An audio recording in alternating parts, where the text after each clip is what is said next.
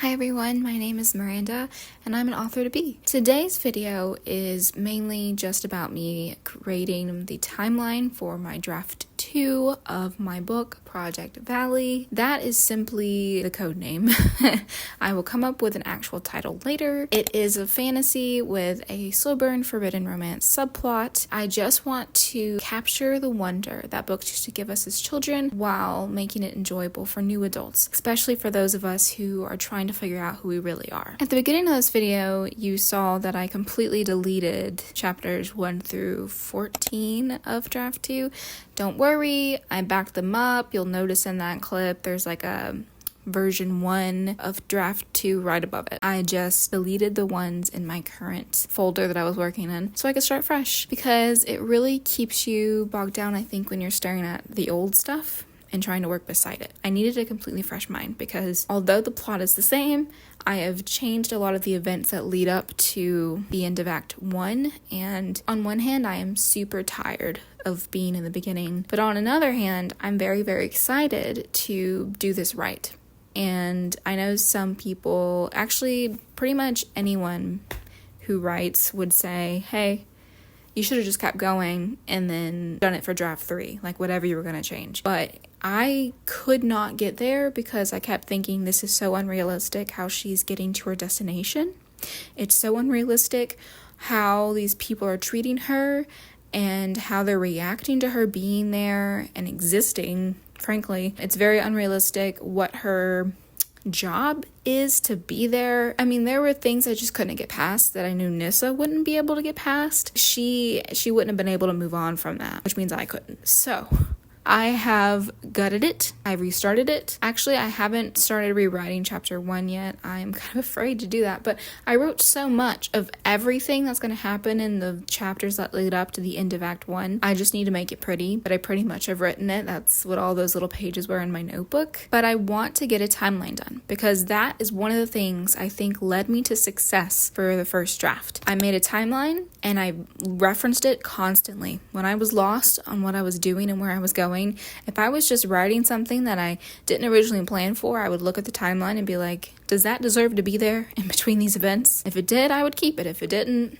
I moved on. And I think I need to do that again. I need to have something to look at, sort of like an outline, but for me, I like thinking of it more like a timeline of events. Just wanted to give you a quick rundown of where we are, and hopefully I can finish this by tomorrow. I didn't spend a lot of time on it today. I frankly was sucked into editing the video already. I think I'm trying to be more productive as far as not collecting a ton of footage and then having to sort through it and figure out what to do like weeks later. I'm trying to do it in the moment and sort of that way get a better schedule going. It's not really scheduled videos, but I just want more consistency. Let's get going.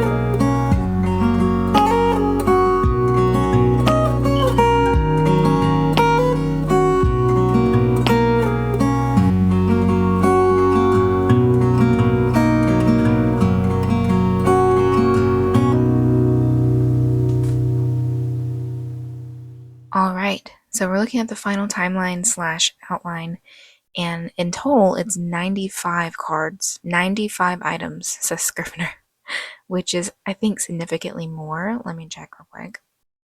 Yeah, so the draft one, the first draft timeline, it was only 44 cards. So I had a lot more figured out, obviously, when I did this timeline, and that's why it took me so much longer. I mean, it took me days. As we scroll through this, I will explain. The green cards are Act 1. It is supposed to match these icons that are associated with each act, and I have them separated into 4. So the green is Act 1. That's all these cards. I'm blurring them so you can't read them, but you see the color. And then the yellow ones are Act 2A, which is significantly more than I had in the first draft. And then the orange brownish ones, because we're in dark mode, they look a little darker, is Act 2B. And then the red ones are Act 3. Now, I have 2 cards in here that are not colored because I want to see them when I look at this outline because they're just signs to me. On this one on the right over here, I needed to put somewhere in here, somewhere in Act 3, this scene that I came up with that may not actually work. I just wanted a note to myself that I could try and write it. I'm not sure if it'll work, but it's there in case I want to use it. I just didn't color it because it's not really set in stone. I also have some flags on some of these first cards because I don't know if I want to transition into Act 3 the same way that I transitioned first draft. So these are all the red cards. You'll notice maybe, I don't know if you can see through the blur, a lot of these red cards don't actually have a summary part in the bottom of them. They just have the title at the top because I think I want to change a lot of how Act 3 played out in the details. And so I just didn't go into detail in these cards. So these are all the red ones. And at the very end, I have an uncolored card that says TBD, to be determined, because I don't think I want the ending to be the same. I definitely want the same outcome, but I'm not sure quite yet how to get there with some certain things that I have altered throughout the story. Some lore things, some world building things that have changed. I don't think it would fit quite right with the first draft ending. It was the cheesiest draft ending ever because it was the first one and I just wanted it to be cheesy and happy and, you know, uncomplicated, but I think it needs a little more complication. I think it needs a little more will they, won't they. There was a will they, won't they moment, and then it was just like, well, they will. So, as much as I have reclaimed the story as more of just a fantasy with a romance subplot, the romance is a big player. It is technically in my head still a romance book, but I know that there's so much of a story going on behind it that I feel like the romance can't take like center stage, and it just shouldn't. But I love stories where the couple ends up together, and that's just what I'm going to do. So that is my timeline. 95, close to 100 cards.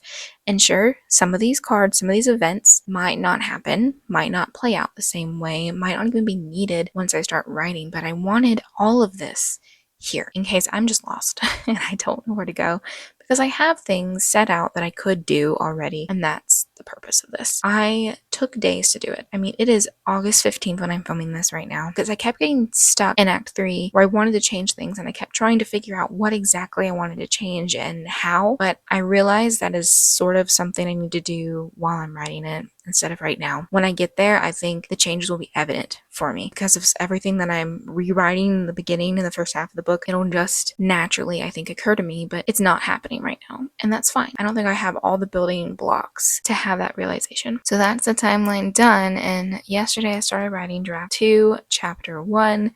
Again, I am already struggling with the capturing of your attention in chapter 1, but I do know that I am going to change it probably a million times between all the drafts. So I'm trying not to worry about it, but you know, I worry about it. Every writer gets fixated on that part because you really want to draw someone in, and I just don't want to spend too much time on it. So I'm going to try my hardest in the next few weeks to just pump out the beginning of this book again, and hopefully it'll be a better version than I had before. It'll make more sense, it'll be more concise, it'll follow the character motivations better, and it'll line up more with the plot. So that's it for this video. I hope you enjoyed watching. If you made it this far, leave a butterfly emoji in the comments and maybe let me know how you you start a new draft? Do you start with a timeline or an outline? Do you just jump right in? Do you plan it out more on paper? Or is there another way that I just don't know about? Where are you on your journey? What project are you working on? Let me know. I'd love to chat about it. My next video will probably be just me working through the beginning of the story, and I'm not sure how it's gonna go. I don't really know,